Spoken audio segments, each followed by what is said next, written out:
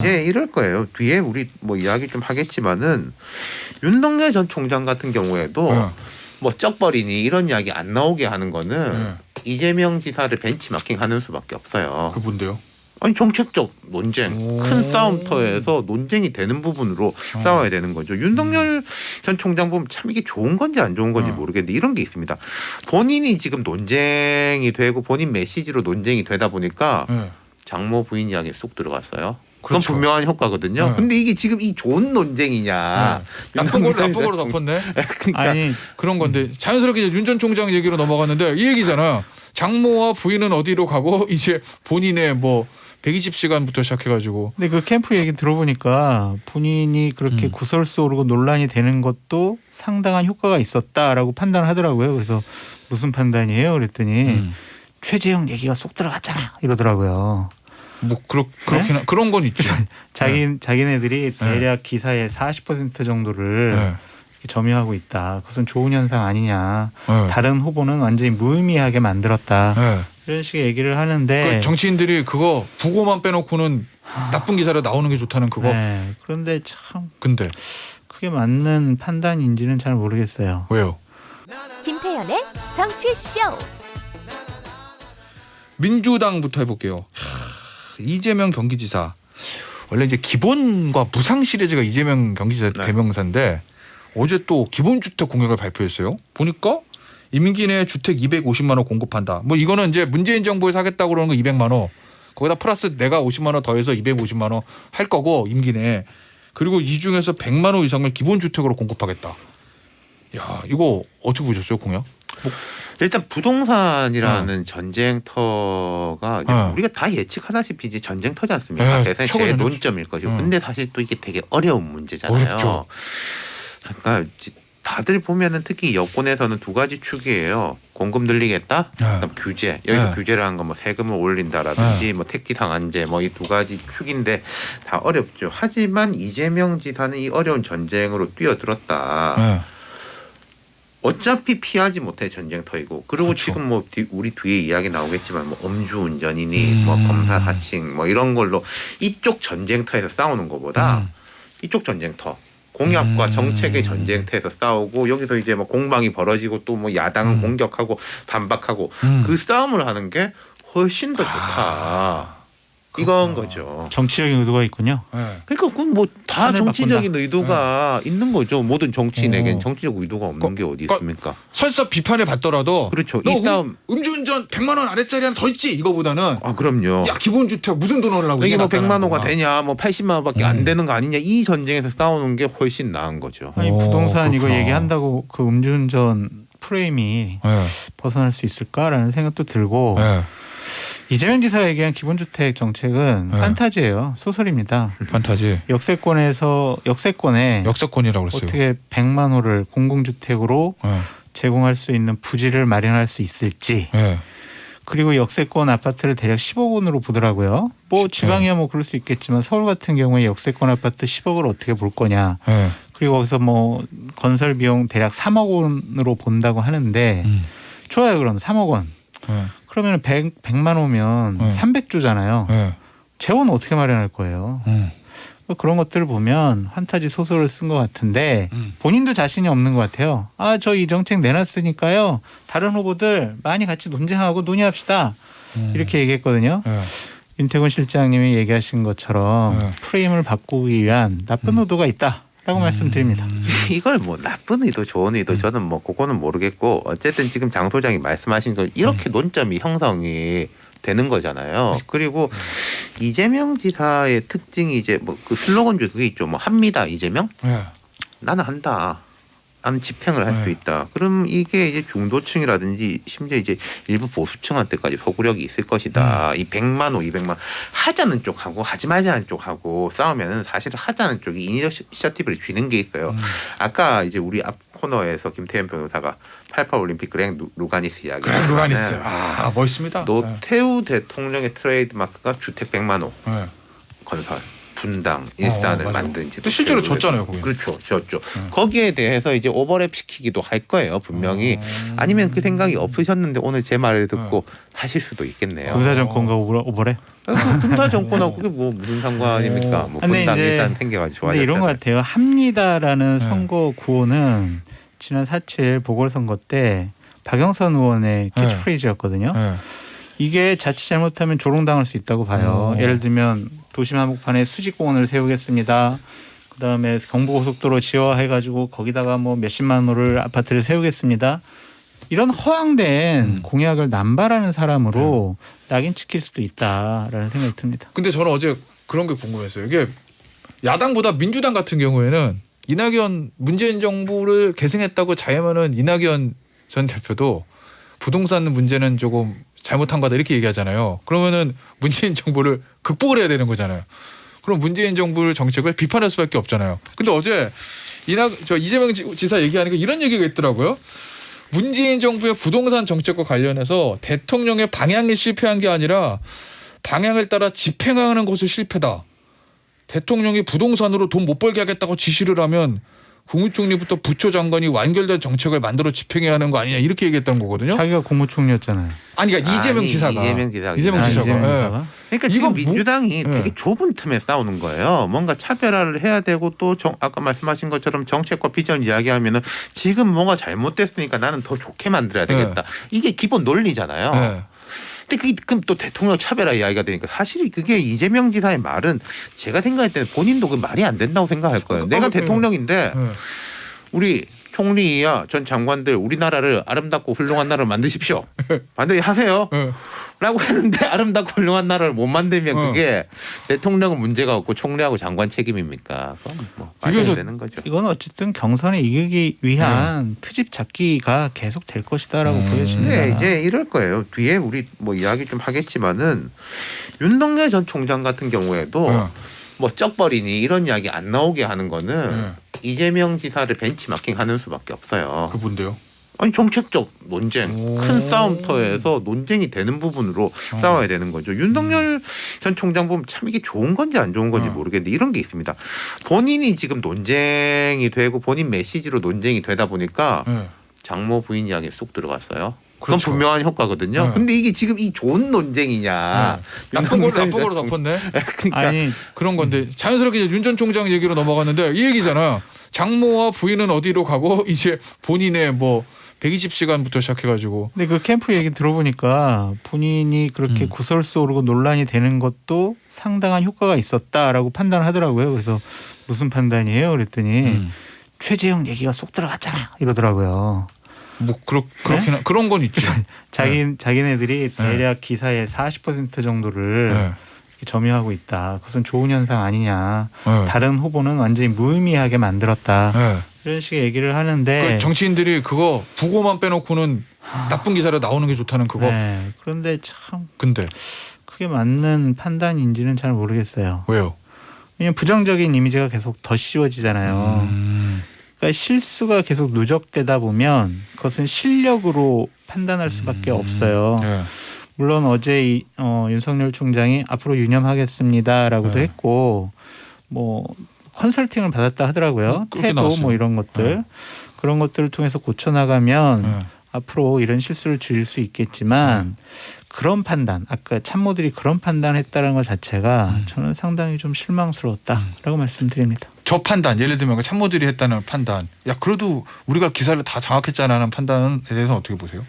그게 참 저도 그렇죠. 예를 들어서 이게 최재형 후보 이제 등록하셨나요? 뭐 제가 후보로 통칭하겠습니다. 다 예비 후보라도 후보니까 최재형 후보 입장에서는 좀 죄송한 말씀이 되겠지만은 지금 윤석열 후보가 그거 신경 쓸 때인가? 앞을 봐야 되는 거 아닌가? 지금 한 7% 8% 되는 사람을 나의 이제 뭐 잠재적 경쟁자, 경선의 경쟁자 윤석열이 가질 수 있는 경선 앞으로 이제 경선하겠죠. 경선의 힘은 본선 경쟁력, 당선 가능성이거든요. 그걸 보여야 되는 거지. 뭐 내가 최재형보다 뭐 좀 낫다. 그게 뭐 그게 중요한가? 그럼 지지도 차이가 있고 있으니까. 네. 그러니까 아까 이제 본인에 대한 논쟁, 제가 이재명 지사하고 비교해 보겠습니다. 부정식품, 부동산에 비하면은 정말 작은 이슈인 거잖아요. 그리고 뭐 이거 선회를 하자면은 일률적인 규제를 통해 가지고 뭐 전체 후생을 떨어뜨리면 안 된다. 뭐 말이 안 되는 소리는 아닌 거죠. 근데 부동산은 훨씬 더 논쟁적이고 어려운 이슈인데 큰 싸움에서 논쟁을 이제 마다하지 않고 싸우는 이재명과 이게 사실 일도 아닌 건데 일을 만드는 윤석열의 차이가 보인다는 거죠. 그러니까 저런 그렇게 볼수 큰 있겠다. 이슈와 화두를 못 던지는 이유가 뭘까요? 준비가 안 돼 있다는 거죠. 정책적으로 준비가 안 돼 있다라고 보여지고. 그 지금 뭐 준비하지 않을까?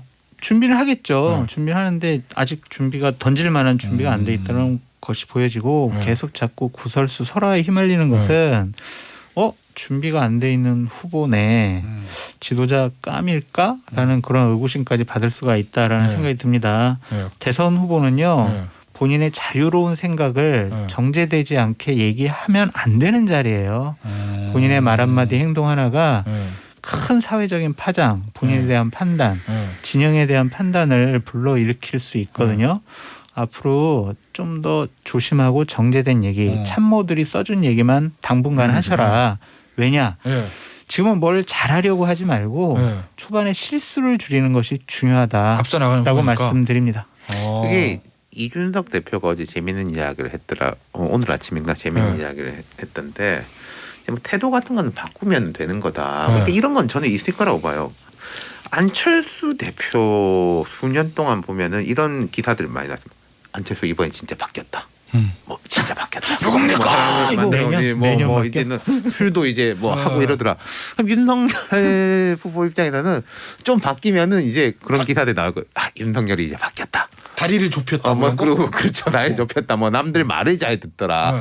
이런 식의 게 나올 거니까 그러니까 윤석열 후보 입장에서는 아직 열려 있어요. 좋은 쪽으로도 많이 열려 있고 제가 볼 때는 나쁜 쪽으로도 열려 있다. 이제 시작이니까. 그렇죠. 여기다가 그렇겠네.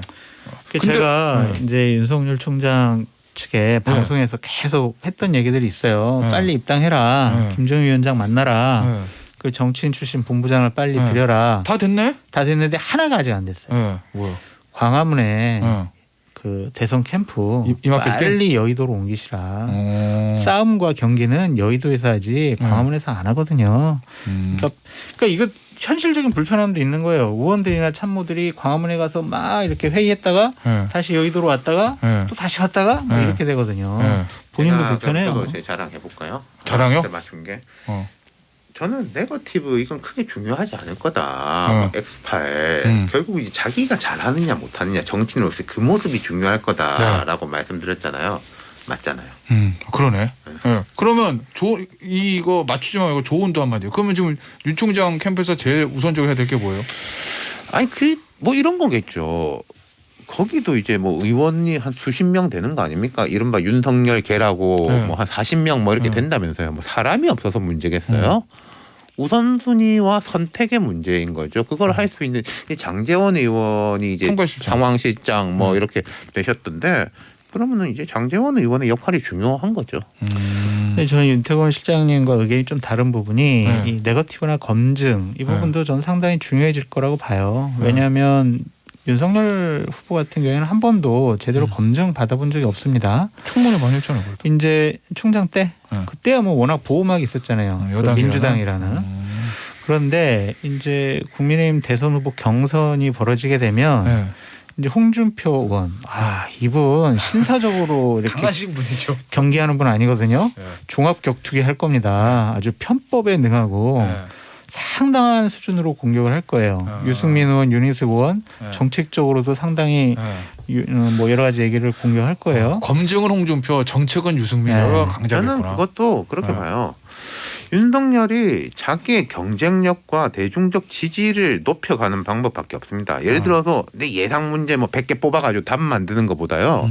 내 경쟁력과 그 지지를 높이 가지고 예를 들어서 홍준표 의원이 강하게 공격 들어올 때 지지자들이 너 지금 정권 교체해야 되는데 뭐 하는 거냐, 뭐 내부 총속이냐 그런 식으로 방어가 되는 프로세스를 만들어야 되는 거지. 홍준표 이렇게 하면은 난 이렇게 대답해야지. 그거 준비하는 건 저는 그렇게 중요하지 않다고. 근데 저는 대세를 정확히라네. 지지율은 허상이라고 봐요. 지지율이 계속 유지될 거라고 생각하지는 않고 자꾸 부정적으로 얘기를 하지만 그러니까 우려스럽다라는 얘기를 드리는 거예요.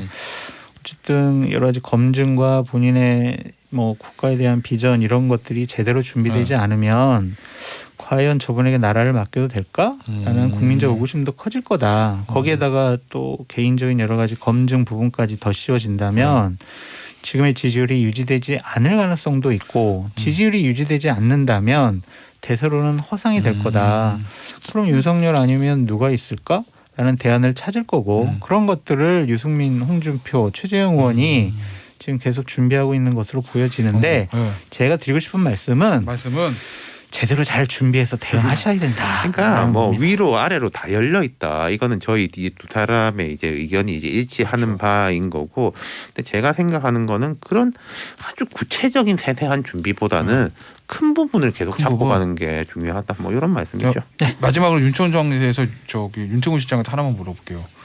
이준석 대표 있잖아요. 네. 이준석 대표하고 윤 전 총장의 관계는 어떻게 설정해야 돼요? 윤 전 총장 입장에서 좀 애매하잖아요 지금 보면. 그게 뭐 큰 그런 거 아니겠어요. 지금 예를 들어 민주당에도 뭐 송영길 대표가 뭐 누구 편이다 막 이런 식의 후보 주자들이 공격을 하고 있는데 뭐 불가은 불가원 너무 안 좋지만 않으면 되는 거지 무슨 형제처럼 친하게 지낸다 그건 오히려 또 별로 안 좋을 수도 있는 거고. 아니면 입당할 때 뭐 이준석 패싱 논란 이런 게 있어가지고 제가 좀 거였어요.